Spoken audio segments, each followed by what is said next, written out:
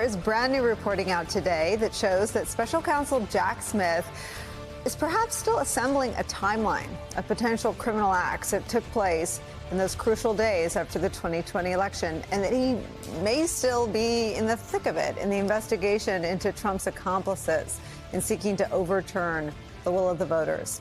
Citing multiple sources familiar with the investigation, CNN reports this, quote, questions asked of two recent witnesses indicate Smith is focusing on how money raised off those baseless claims of voter fraud was used to fund attempts to breach voting equipment in several states won by Joe Biden.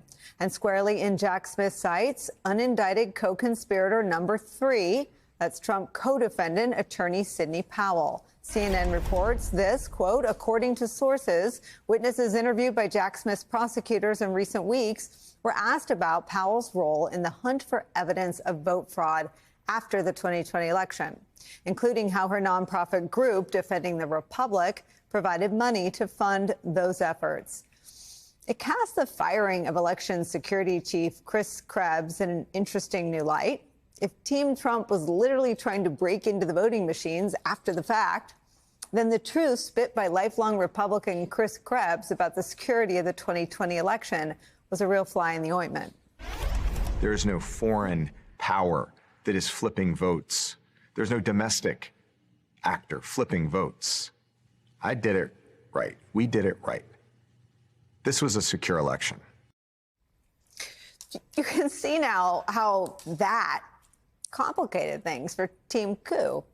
And Krebs has said that he met with Jack Smith's investigators. Now, we don't know if this new information, this new CNN reporting, and that fact are related, but it is intriguing. As for Sidney Powell, in a recent court filing, she admits that her nonprofit, Defending the Republic, paid a forensics firm, quote, after the fact, end quote, to look into voting systems in Coffee County, Georgia. A voting machine breach in that county, Coffee County, Georgia, the day after the January 6th attack, forms the basis for multiple charges in Fani Willis's sprawling racketeering case. The federal level, Jack Smith also appears to be looking into Sidney Powell's role in spreading the big lie, specifically conspiracies about Dominion voting systems that, you will recall, led to Fox News having to pay Dominion up to $750 million. CNN also reports that former NYPD Commissioner Bernie Kerik and another witness were, quote, both asked if Sidney Powell was ever able to back up her various claims of fraud, including conspiracy theories that foreign countries had hacked voting equipment. Both were also asked about Defending the Republic and how it was used as a source of funding efforts to find evidence of voter fraud. Jack Smith's investigation zeroing in on the big grift and voting machine breaches, and the potential ties between the two is where we begin today. Former lead investigator for the January 6th Select Committee, Tim Heaphy, is here, plus former U.S. Senator and MSNBC political analyst, our friend Claire McCaskill, is here, and former congressman from Florida and MSNBC political analyst, our friend David Jolly, is here. Tim Heaphy, what is Jack Smith looking for? He's looking, Nicole, for more evidence of the big grift. We laid this out in great detail during one or more of our hearings, and it's outlined in the report. A lot of people were profiting on this false narrative that the election was stolen. Save America PAC, controlled by the former president, raised $250 million after the election by telling people that the election was stolen. Sidney Powell set up a nonprofit and a legal defense fund in which those same lies led to a lot of people giving money.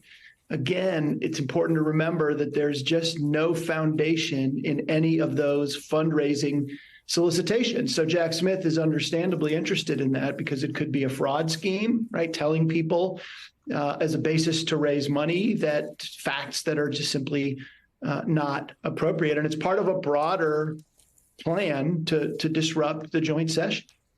And I have some of the evidence that you and your colleagues on the committee developed, and we'll play that in one sec. I just have one more question for you. I mean, we all have this sort of cable news education in the power of broadcasting known falsities in a libel context. I wonder if you can just tell us what the parallel is in terms of potential criminal exposure for raising money off things that you know are lies. Are we looking at wire fraud? What crimes are they looking at?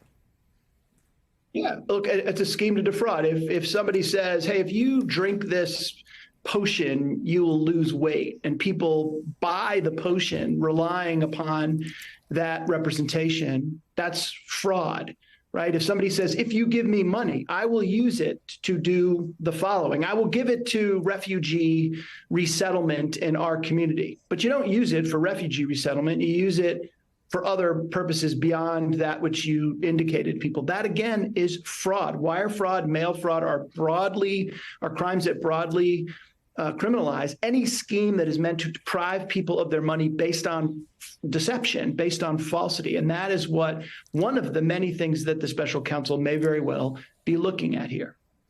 Let me ask you to put your former prosecutor hat on as well. What do you think it says that this part of the investigation is active?